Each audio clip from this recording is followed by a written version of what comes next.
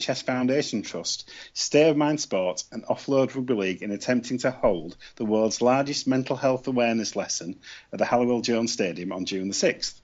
The current world record is 688 people and was achieved in Chennai in India earlier this year. So Wolves CEO Carl Fitzpatrick said, Warrington Wolves are completely behind this world record attempt and look to promote positive mental fitness at every opportunity for our staff and supporters. The lesson will be led by Dr. Phil Cooper, a nurse consultant from North West Boroughs Healthcare, along with a variety of former and current rugby league players. Dr. Cooper said, this is a fantastic opportunity to raise awareness of mental fitness and have a great time in the local rugby league team stadium. And we hope as many people as possible can join us to help us make history by smashing this exciting world record. So the record attempt will take place on June the 6th from 6 p.m. and will last for about 35 minutes. There will be entertainment from 5 p.m. before the lesson, with the evening coming to a close around 7.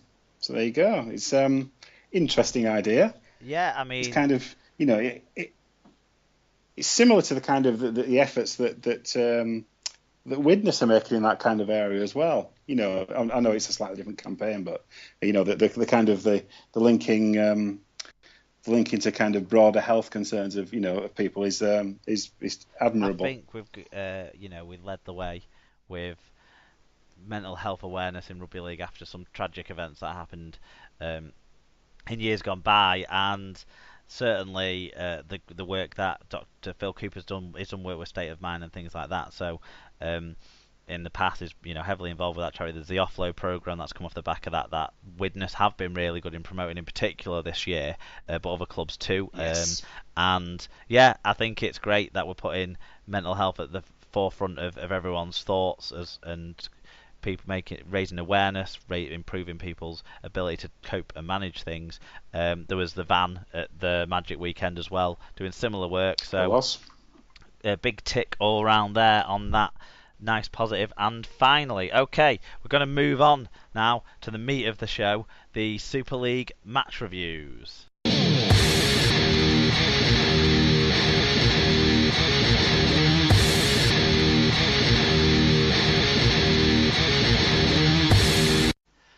Okay, Super League match reviews now, sponsored by Rob's Toy Shop on eBay. You can find a wide range of toys, gifts, rugby league birthday cards, and more at Rob's Toy Shop on eBay. Visit stores.ebay.co.uk/Rob's Toy Shop. Or find Rob's Toy Shop on Twitter, actually, and you can find a link from there. On any orders over £5, you can earn 5% cash back, and also 1% of your order value will come straight to SLP by putting SLP discount in at checkout. If you want to give more of your money back to SLP, then we're welcome. We're happy to take it, and Rob's happy to facilitate you doing that. Just get in touch when you make your order, but make sure you do take advantage of the 5% cashback discount for yourself if you would like to. There, excellent sponsor we have in Rob, isn't it? Absolutely. Right, it was round 15 of the Super League that we're going to talk about this week, but of course what that meant was it was Magic Weekend, so we're not going to talk about an average attendance, we're going to talk about an aggregate attendance of 64,319, which is a little bit down on last year, kind of in the range that they've had in Newcastle each time, but a little bit lower, unfortunately, which isn't a great thing, but we talked a little bit about the promotion and question marks over some of that earlier on, so we won't dig too deep into that. Before we go through the games, Alan, I remembered something that I meant to raise at the start. On Saturday, I sat through 4 games at the St James's Park Stadium. Admittedly, I was 2.5 pints in by the time the first of those 4 games kicked off, so some things had maybe slipped, and the same situation with Liam. But we sat there all day, and I must have watched dozens, if not more, football matches on television from St James's Park over the years. And it was only when we sat down for day 2 of Magic Weekend, and Brian Davies turned around to Liam and said, "Did you notice the slope yesterday?" There's quite a hefty. I mean, we're not talking Mount Pleasant slope, but there's a decent slope at Newcastle. Is there? Yeah. That passed me by completely. And I sat in about 3 or 4 different positions with, kind of sat with you and then kind of having a bit of a wander around and stuff. Yeah. So from from the Leaves' end, is that it? Was that what it's called? Leaves, whatever. The end that's big to the Gallagate The end, big the end. famous Yeah. end. Yeah. It slopes down. I'd say a good 5 foot or so. Um, Basically, at the top end, you've got 2 seats above the advertising boards that you can see, and at the bottom end, you can see 4 seats plus the full advertising board plus a gap to the floor. So, yeah, Jeez, I and did all not. Well, no, day. There you go. don't feel bad because I didn't see that either. No one So, noticed, but so they, obviously the slope played a significance over the weekend. I'm totally sure it did. I think the 140-20 that was kicked, if there was only one, I can only remember one in the Super League games, was kicked downhill. So there you go. The hill was huge in the Super League. it was critical. Yeah. But we're going to start obviously where the Magic weekend started in terms of the Super League action, and that was the St Helens 38 Widnes 18 game. Liam Moore was the referee for this one. We got plenty of fan reviews in on this one because I think everyone was sober enough to see the links on the phones at this stage. Do you want to start with Neil? Yeah, Neil. So Neil McEwen says, great effort by Widnes. Thought we put everything into it. Saints the better side, but ref gave them every 50-50. And no fucking way should Morgan second try have stood. He clearly dropped it. Same old thing, I'm afraid, where big clubs get the big calls.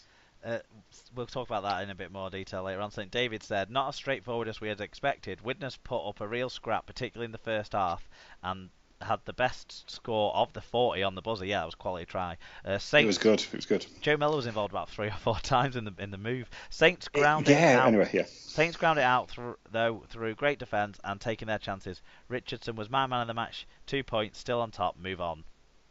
Fair enough. So Mark Butler says, a score that certainly that feels like a kick in the teeth. Widnes gave this one hell of a go and certainly never got the bounce of the ball for their efforts. But that's not enough against Saints, who weren't at their best but seized their chances when they came. If Widnes had been squeaky clean, I wonder what this game could have been. Also, as Saints' second to last try was scored without the ball, why not make them convert without it? Well, he missed the kick anyway, I think, that one. Danny Richardson missed those kicks from out wide. Dr. Hideous said, nice. Saints threatened to run away with it, but Widnes kept battling and would have led at half-time if not for some fantastic defensive work from Ben Barber. Saints quality told in the second half, but Widnes deserves some credit. They were nothing like as terrible as they have been, and there's lots that they can be pleased with. Yeah. So Mark W says, surprise of the weekend for me. Widnes held their own and impressed against the formed team of the league. As a rugby fan, it's great to see. As a fan of a club trying to break the top 8, less of that, please. Sarah said, Saints didn't overly impress. I hope they play like that in a fortnight. That'll be the cup game against Hull. Widnes were almost there on so many occasions, but nothing quite stuck for them. Okay, so Tim Gradio says, loving the light blue shorts and pink socks, just like watching the Merlins. Enjoying Barber while we can. What a fantastic player. Paul O'Brien, 1976, said, what an atmosphere, what a day. Great to meet up with SLP family pre-match. Unfortunately, not the right result for us, beaten by the better team. Thought we played well and were unlucky at times. Highlight was my girl walking out with Joe Miller and Wellington Albert offering to take me on the field. That's to walk out, that's not. You should totally just taken him up on it. Just, Well, they caught it on the Sky cameras anyway. So if you've got it still on your Sky Plus plan or anyone, go back to the start where the players are walking out of the tunnel, and you'll see Wellington Albert offer his hand to Paul O'Brien. Absolutely classic stuff. Oh, brilliant. Where are we at? Okay, and finally, Ollie Smith says, plucky performance from Widnes, but Saints just too good when it mattered, and the contest was over way before full time. A lot of refs faulting from the Widnes lot near me, but not really sure why. Almost thought I was at a wakey match. Right. Yeah. Do we talk about the refs faulting? That's standard. Do we talk about the refs faulting first, then? Last week, Dennis Betts said you need a video referee at every game. I'm pretty sure after the Ryan Morgan second try was awarded, he'll be thinking you don't need video refs at all. You might as well scrap them, because that was certainly a contentious call. I'm going to upset the Widnes fans and the popular narrative on this one and say I actually think he still had his hand on the ball when he got it down. It's just that was obscured by the opponent's leg. Now, he didn't have the ball in exactly the same position, but I didn't ever see his hand actually come off the ball from the angle looking down the hill from the far end. We're Down the hill. Yeah, it's going to come up a lot, Brian. Alan, me and Brian did this all afternoon yesterday.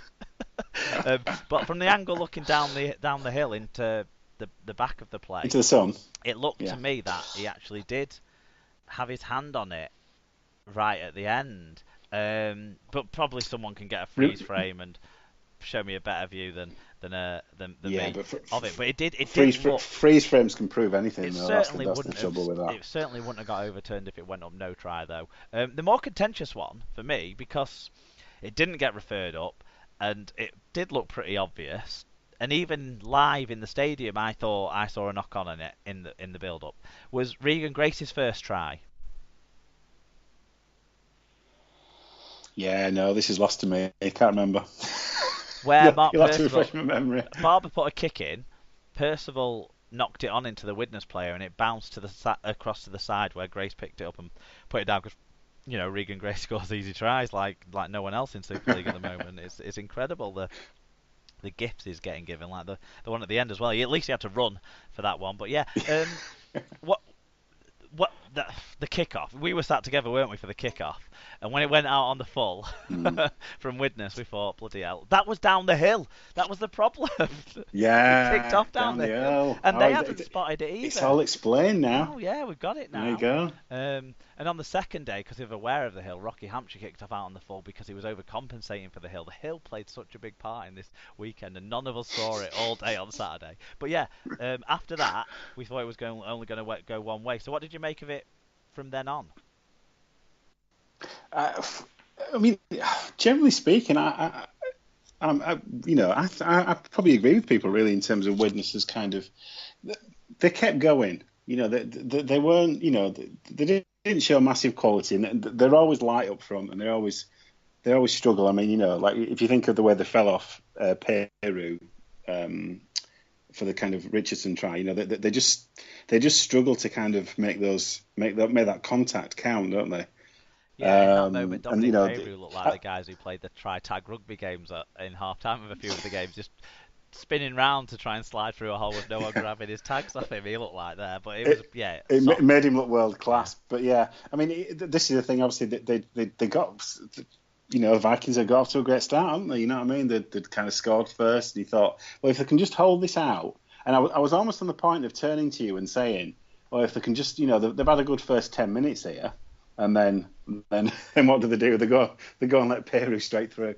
But yeah, they kept going. You can't you can't fault the effort really. They're probably 2 steps behind where Saints are.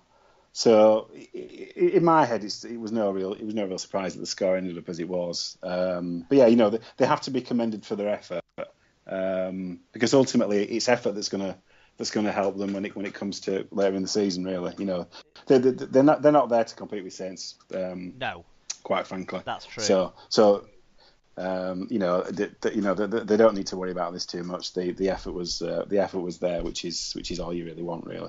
I think 2 things happened. Yeah, a couple of significant refereeing decisions feel like they went against them. One definitely, one probably. Or possibly, let's say. But they also let themselves down whenever they looked like they were going to get back into the game. It sort of felt like to me. They scored a try and then conceded not long after. They had that great opportunity that Sam Wilde just couldn't get it down, and then his foot slipped into touch as well. It was a great covering tackle by Benny Barber. Yeah. One of his most telling inputs into this game, I would suggest. And from that 20-metre tap, they went up the field, and that's when Regan Grace's try scored. So there they gave away an opportunity, and then they let Saints capitalise. Plus that element of luck going against them, they needed everything to go for them to be more than just competitive, like they were. The scoreline kind of I think went at a bit